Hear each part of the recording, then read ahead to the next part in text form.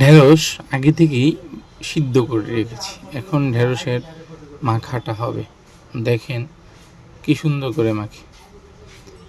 দুটো কাঁচা লঙ্কা বা দুটো শুকনো মরিচ নেবেন, যে যেটা ব্যবহার করেন। আমি শুকনো মরিচ নিয়েছি।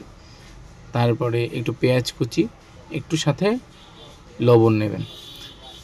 শুকনো লঙ্কা, ভাজা লঙ্কা, এটা সবাই সুন্দর করে মেখে নেবেন। মেখে নেওয়ার পরে পেঁয়াজটাকেও একটু শুকনো লঙ্কার সাথে ভালো করে মেখে নেবেন।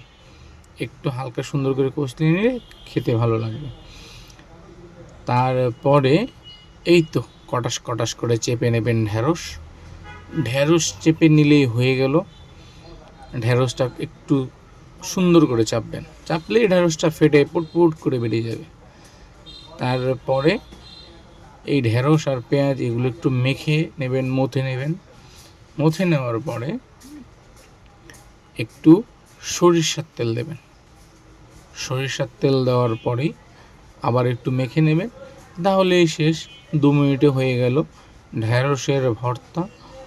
ঢেঁড়স যেটা বলতে গেলেও মানুষ কীরকম বলে, এই দেখে নিন ঢেঁড়সের ভর্তা হয়ে গেল।